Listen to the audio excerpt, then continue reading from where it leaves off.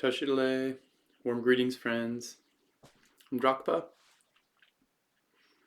Kind of have a little bit of a version of a TikTok challenge for myself. Trying to do kind of somewhat of a video of a Dharma topic a day for like a little stretch to just kind of relax up with kind of the whole being able to speak about Dharma and talking to a video camera and putting something out there in the forever space of the internet. Just trying to loosen that up and get a little more flexible with that, and also to like really open up these Dharma inquiries for myself. So generating bodhicitta for the benefit of self and others, for all beings to be of lasting and immediate happiness and be free of suffering and the causes of suffering right now, and generating that motivation.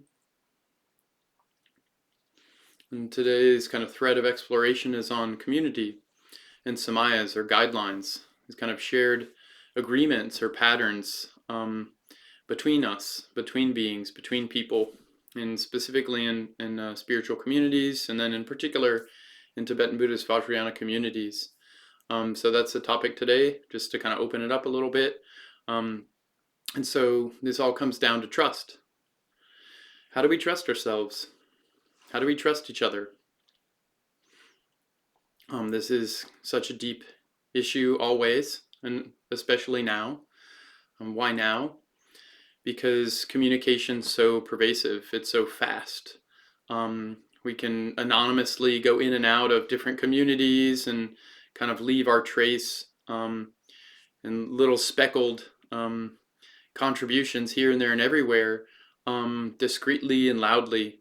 And if we don't have shared kind of collective agreement on like how to honor a space, what is the space?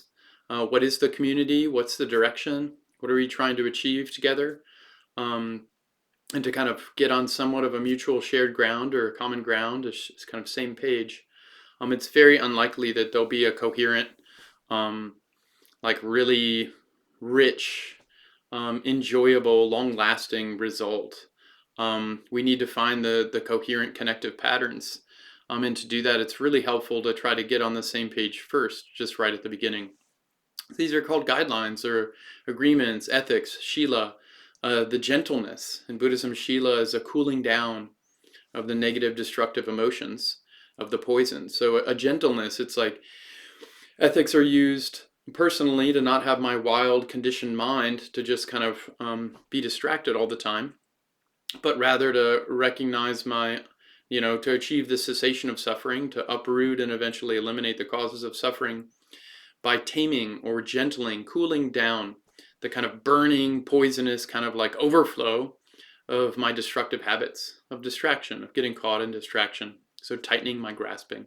So shila, or ethics, morality, is this cooling down, this becoming a gentle gentleman, a gentle lady. And in a bodhisattva context of like wisdom and compassion, of this very vast compassion for all beings, we're becoming a gentle space where other people can relax when they're around us. That we're not in the usual samsaric worldly game of vying for fame and fortune, reputation, trying to get all the goodies for ourselves, trying to always kind of put ourselves first at the center. So instead of doing that worldly game of the 8 worldly concerns, we're trying to actually, show up intelligently, kindly, creatively, clearly for others, for ourselves and for others. Like we're trying to create, leave the space better, leave with uplift, be inspiring to each other. This is a deep meaning of Sangha in Buddhism. Like Sangha, the community, one of the 3 jewels, one of the essential features of all Dharma teachings of all levels and scales of Buddhism. Sangha, the spiritual community. We're inspiring each other. And the great His Holiness Dudjom Rinpoche, Jigdral Yeshe Dorje, Supreme Head of Nyingma School, so that in his mountain retreat instructions, there's 4 levels of Sangha. The first level of Sangha, the outer level of Sangha, is all sentient beings. All sentient beings are included in our community. And then the smaller sense of Sangha is like the Buddhists, people trying to find a path of peace. Like, don't harm beings, help them as much as we can, tame our minds. beings that are trying to follow the Four Noble Truths is like a guiding principle of their life. And they're honoring Buddha, Dharma, Sangha as the doctor, the prescription, and the path towards healing and freedom. And so this Buddhist is the second kind of scale or way of holding a Sangha, a community. And then even a kind of more tightly knit or like kind of intricately woven Sangha is the Tibetan Buddhist or Vajrayana community. So that's even a smaller, kind of more heart Sangha of beings that we've, received empowerments at the same time under the same Vajra master, the same teacher. And then fourthly, the smallest, closest Sangha, the closest community is the beings that we've actually shared, like the opportunity, what a tremendous, amazing opportunity to receive, like pointing out pith instructions and these really upadesha, like pith instructions from a Vajra master, from an accomplished being. Everyone who in the presence of that being has like received these pith instructions on how to achieve enlightenment for self and others in a really short period of time by directly recognizing the nature of our heart and mind. That's the closest, kind of innermost or heartmost Sangha. So it goes from all beings to Buddhas to Vajrayana practitioners and to the specific mandala of a guru. And as Vajrayana people, we have all these Sanghas. So the question of like, how do we actually show up for each other in an honorable, noble, venerable, just respectful, decent, dignified way? That's what all these guidelines are about. And here, like as another point, the guidelines aren't just how can I be nice with others. It's not about just making everyone feel good. The Buddhist path is about liberation of self and others, like actually reducing and eventually completely undoing the distorted adventitious knots that are causing us to get all blocked up into habitual patterns that cause suffering for self and others. Like Buddhism is oriented towards liberation of self and others, becoming finally free of all that unnecessary mistaken grasping, to finally just relax in our naturalness together, to be a space of naturalness that others can come in contact with, and they relax. They're not vying in a worldly gain, zero-sum game, ruthless competition. Like, I'm trying to what is this? The ultimate self-care in Buddhism. It's actually the entry door of Buddhism. It's like precious human embodiment, endowed with 18 luxuries and opportunities. This is the ultimate self-care. What is this? Like, all of a sudden, I'm going to take as a very strong commitment to myself, in honor of myself, my goodness, my Buddha nature, to not keep planting the causes of my own suffering. And that's self-care. I love myself enough to not keep planting seeds of my own suffering. So I'm going to renounce the causes of suffering to enjoy the result of being free of suffering. That's such a deep self-love. It's not in a worldly context. This is in a liberative, transformative Buddhist context taught by the Buddha, following the Buddha, Dharma, Sangha. And to become this gentle space where all of a sudden I'm have this deep-rooted self-care or self-love based on precious, really taking to heart the precious human embodiment of freedom and endowments, and to really, the freedom and luxuries, to really let this kind of honorable, dignified, very deeply kind of respectful and just lovely way of being, to be the atmosphere that I'm going to care for my own mind and heart in, and I'm going to enjoy and share with others. To be that open space that's so rich and nutritious. To be an actual Sangha member, where it's not just about me and my own reducing the causes of suffering, my suffering, but for all beings. To be an open field that's nutritious, where I show up for any kind of plant in the garden. What's the specific soil that you need? The kind of sunlight? How much watering? How does your seed need to be kind of cared for in order for it to kind of open and naturally kind of blossom into its own full potential? That's, actually turning on that wisdom, this discerning kind of awareness where I actively, with longing and interest and deep kind of passion and deep concern, want to tune in to what works for you. This is the motivation to follow guidelines in a bodhisattva way. So as the praktimoksha, or kind of root level, outermost foundational shila ethics, Like I am giving up the causes, like the things, the poisons, destructive emotions, and ego clinging trips that are causing my own suffering. And then bodhicitta turns on. So these bodhisattva vows turn on. I'm actually going to try to undo the causes of suffering for self and others. And I'm going to even put more emphasis on others because I'm one amongst infinite beings. And if I can take the responsibility to actually get in touch with my the infinite skillful means power of my own Buddha nature, I can actually be of direct and very effective benefit for self and others. But I need to some degree, not be drowning myself as just a suffering, flailing being, kind of confused and lost and kind of causing trouble for self and others. But I take this deep longing, this deep interest to have you also be free of suffering and causes of suffering. And how can I be more generative field, space, attractor, atmosphere, kind of loving, listening ear, like a gentle, attentive, like creative, holding pattern, so that presence is honored, like all the ways of being present, all the ways of showing up and engaging and moving and kind of growing, blossoming, overcoming, transforming, like that all these variety of ways are honored. This is more the bodhisattva vow or the bodhisattva level of kind of aspirational commitments or guidelines. And then thirdly, even more innermost is Samayas, these Vajrayana guidelines and commitments. And in Vajrayana, in addition to renunciation and bodhicitta, we're adding this pure relative truth dimensions, pure perception. And we do that like very skillfully, very practically.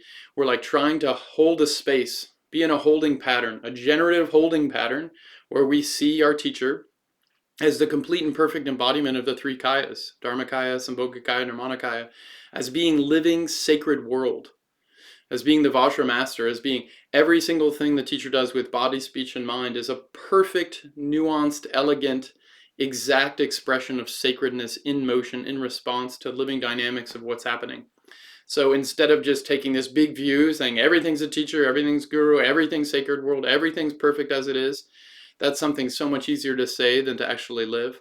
We just hold one corner of reality, the guru, this sacred Vajrayana master, and we try to maintain this level, this kind of way of attuning, this world viewing, this view, with this one being that's supposed to be an accomplished scholar practitioner of these Vajrayana methods, which means of renunciation, bodhicitta, and Vajrayana kind of skillful means pure perception of like all three kayas. And we're holding one aspect of reality that's kind of relocating or reorienting, re-remembering, kind of retuning our awareness to constantly be in a state of sacred worlding, to remind ourselves that every single being, all the Vajra brothers and sisters, are all actual Buddhas, they're deities. That all the sounds we hear are mantra. That all the space arising kind of energetic expression of our emotions and thoughts is actually Dharmakaya expression. And we do that by holding it in one kind of corner of reality with a teacher. And then the function of that is to see that all reality, all space, all sound, all form, all body, speech, and mind of self and others, that all of it's actually sacred. It's all nature is divine. So we have a more inclusive, wide, expansive expression of pure perception. And because things are naturally that way, we can just relax with that.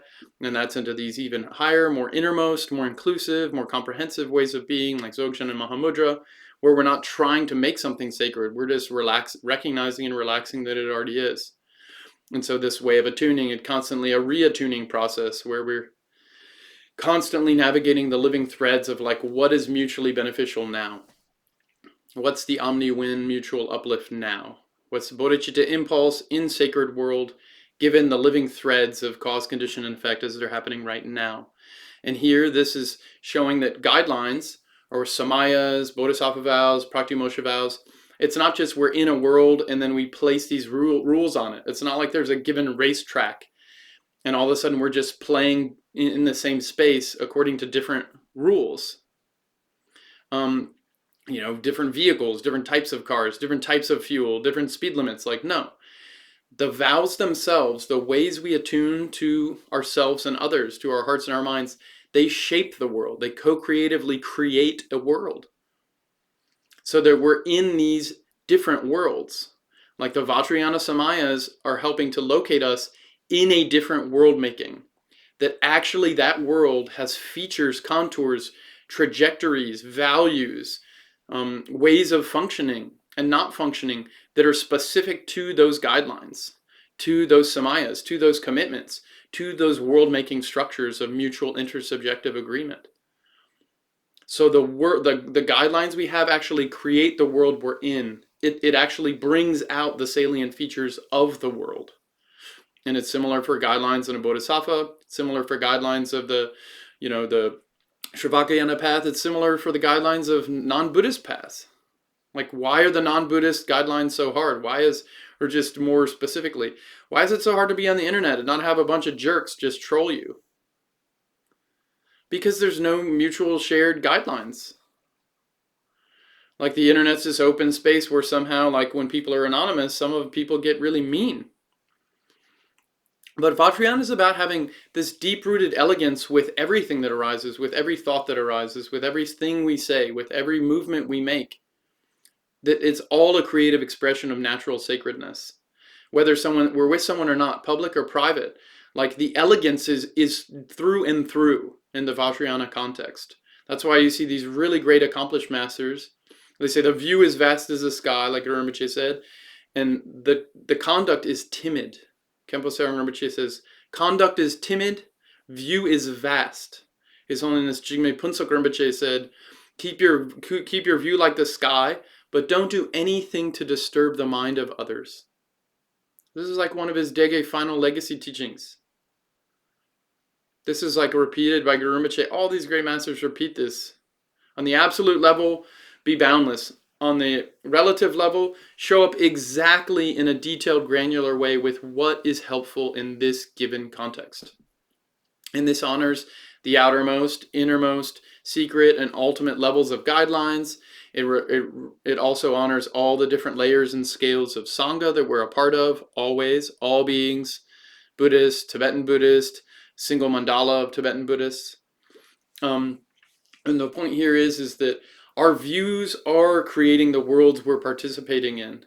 And part of a view and sustaining a view is integrating it with behavior, with conduct, with those that are around us. This is an integral or integrative, it's an always necessary, essential aspect of living Dharma, of being freshly living electric lineage current of Dharma, like of living transmission to happen, to be happening now, requires us to be participating as Sangha, to honor these intersubjective or community aspects of the multiplicity, the plurality of our being. We're always with others.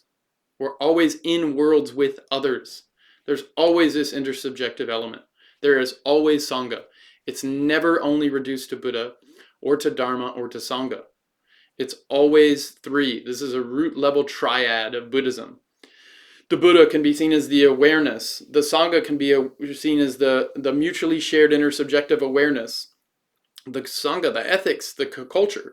The Dharma can be seen as the objective space, the worlds that we're actually co-creating together. The features of the worlds that we're creating together is these patterns of Dharma, the multiplicity of how things are interacting causally.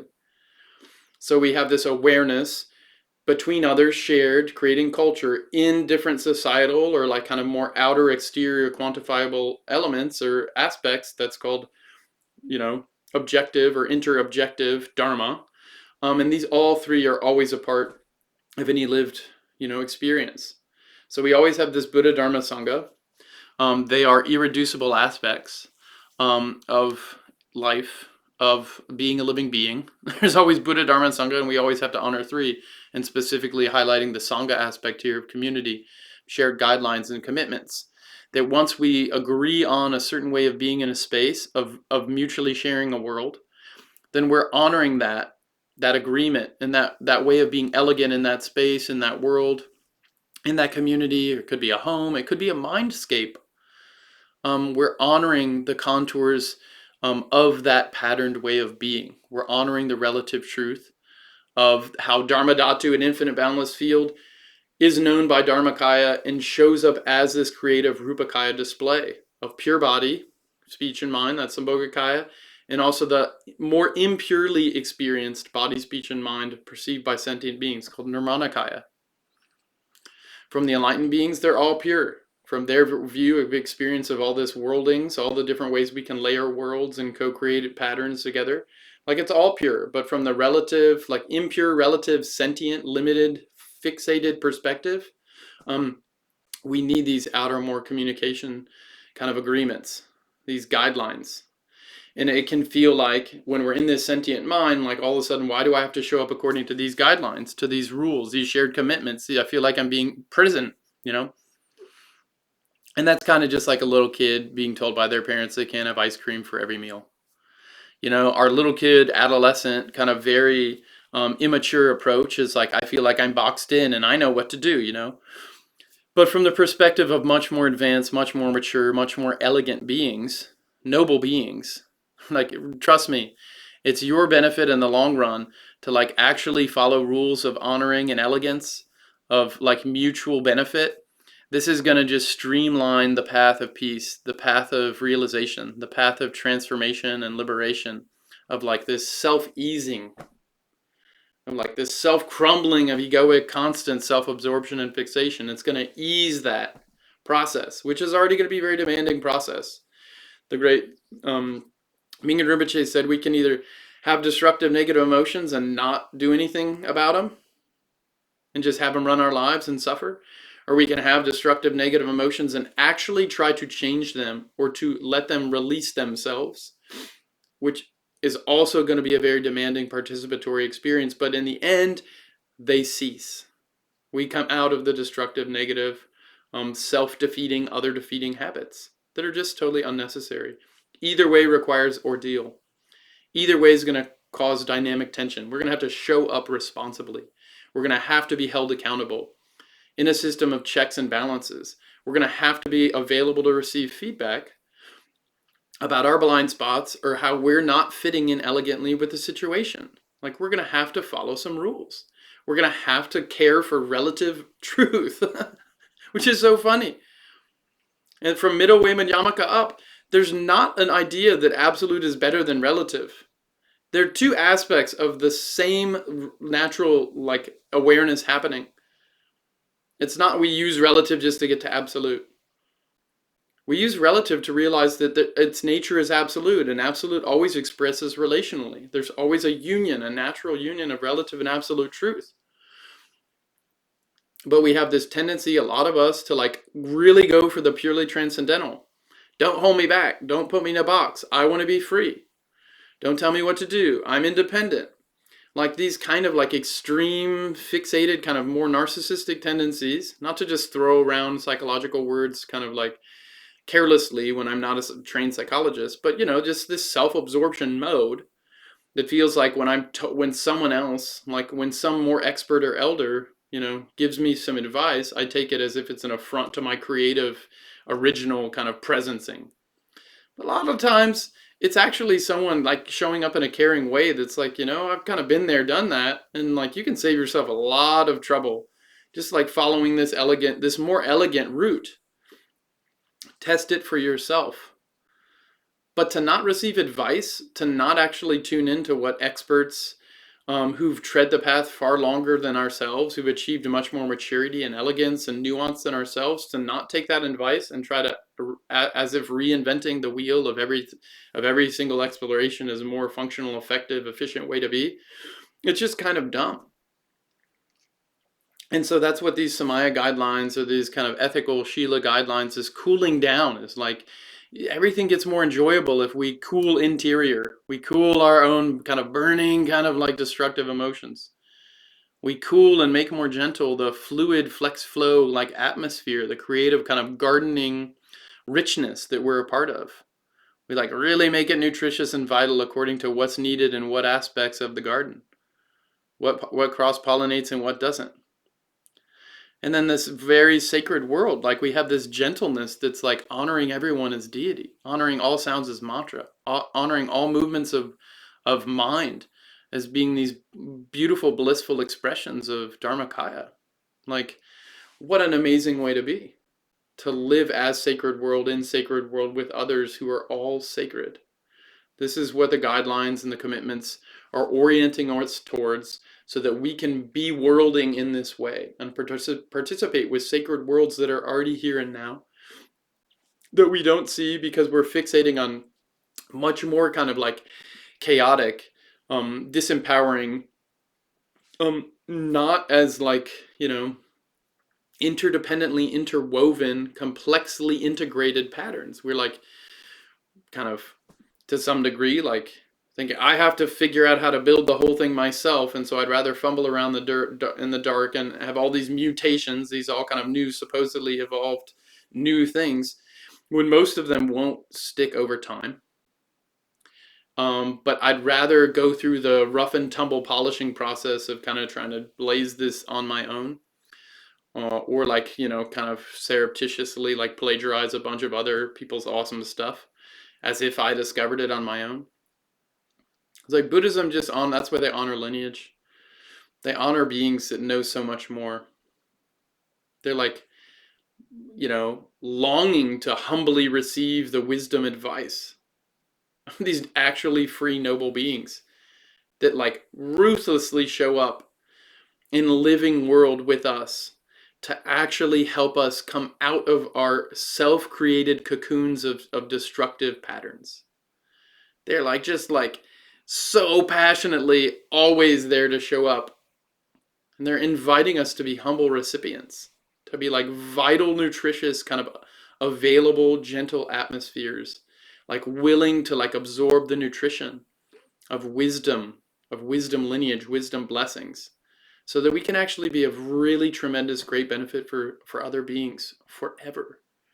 We can be a living field of gentleness and nutrition, and like exactly the most granular, perfect, auspicious, like utterly complex and elegant, kind of like intermixing, or kind of like deeply textured, intricative kind of moment of heart mind right now, that is like the exact vital living space that like just perfectly supports those that are around us.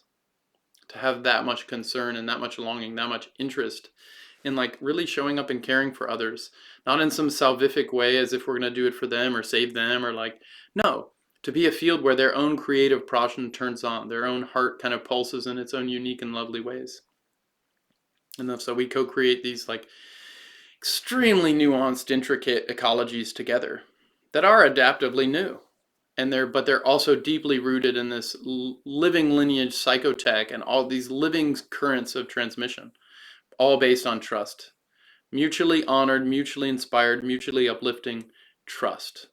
So we have these shared orientations, which are called Samayas, or Bodhisattva vows, or Pratimosha vows, or just general rules of being a decent guy and a decent gal, as Khenpo Rinpoche says, of just being a good person, like His Holiness Dalai Lama, a good-hearted person.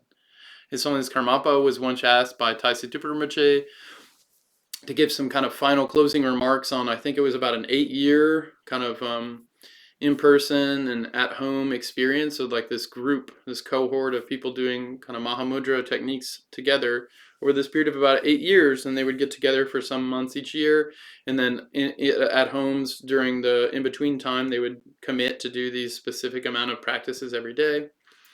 So His Holiness Gawang Karmapa or Gentleness George like was asked to show up and give kind of the final closing remarks to like of the group that just finished this big long program. And he said just kind of straightforwardly, if we so-called practice these very high, amazing teachings like Mahamudra and Dzogchen, but we fail to become a good person, it's not Dzogchen or Mahamudra. It's better to be a good person than to not practice these things incorrectly. So ideally, we want to do both. Live at all layers and scales and of ecologies of participation, like in these lovely ways, like honoring all the relative truth that we can possibly tune into and like honor, and develop capacities to do that more effectively, more inclusively. And then also allow, like in a very open-hearted, boundless, like vast way, to allow the kind of living sacredness, the living transmission that enlightened beings, like in all these noble ones, the noble arhats and bodhisattvas and buddhas, these like great peacemakers in the world, to like be receptive to their intelligence. And that creating a field of receptivity, of generative, co-creative receptivity. That's the whole point of guidelines. It's the whole point of ethics and morality, of Sultram, of the shila in Buddhism. So I hope these few reflections are kind of helpful, just looking at quick notes here. Yeah, and so if we don't establish these kind of mutually shared patterns, we won't have any kind of a coherence. We won't have good faith dynamics. Part of establishing trust between people is like we show some degree, we show our hand first. We're willing to be vulnerable first. We're willing to extend to meet someone else first. And if someone else doesn't extend mutually in that way, or feel comfortable or safe or brave enough to like meet us there, that's fine. That's the limit of that specific communication. That's fine. But we have to be willing to like surrender to some degree, to actually like expose our own self-important kind of like fixation, as if I know everything. We need to some degree be like, I don't know this, I don't know this, I don't know this. Like, can you help? Can you help me? I mean, please, like, I need help. I really want to help beings more effectively. I want to come out of these habit patterns of suffering like more quickly. How horrible it is to be in ongoing kind of cyclical patterns of suffering. I want help. So, and this is the way I need help with this and this and this. And can you see other things I'm missing? Like, we have to extend that generous, brave space field with discernment. And that's a part of like creating mutually established guardrails, guidelines, community, road rules of how to navigate and be with each other. And in the 21st century, when so much of our communication comes with no road rules, we have to intentionally turn on the ones that are actually that locate and create the worlds we want to be a part of. And if you're sharing a space, some like online virtual space, and someone's not willing to meet you in these creative kind of way, like dignified ways that you want to be, then just don't show up in that space.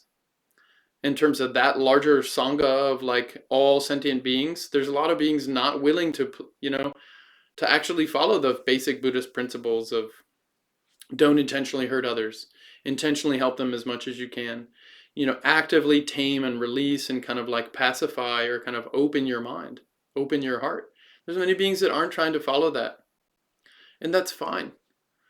But you don't have to keep just like be a compassion doormat, as if like, well, they'll just kind of, I'll just keep letting them take advantage of me because that's what my sense of compassion is. Because the Buddha never taught that. It's always compassion and wisdom in union. And we honor both of those aspects, the relative and the absolute aspects.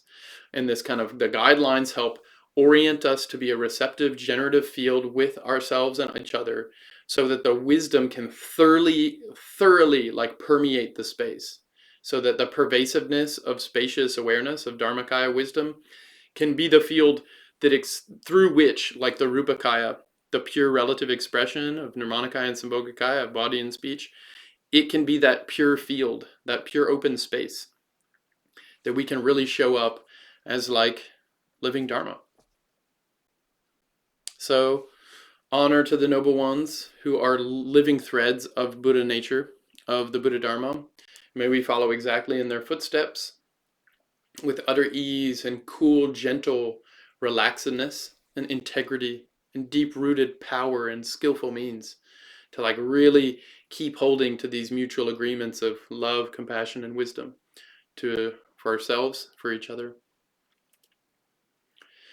By this merit, may all obtain omniscience. May it defeat the enemy, wrongdoing, from the stormy waves of birth, old age, sickness, and death. From the ocean of samsara, may I free all beings. The precious bodhicitta, and those without it, may it be generated.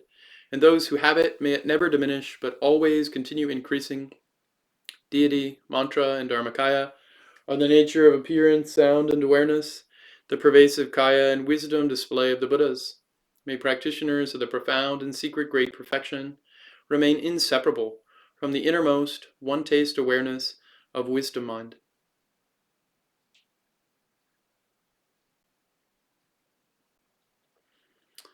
Thank you. Thank you, sisters and brothers. If you have certain questions that come up, I'm really kind of enjoying kind of doing these threads of kind of video self-reflection. If you have questions, feel free, like respond either on whatever via some avenue.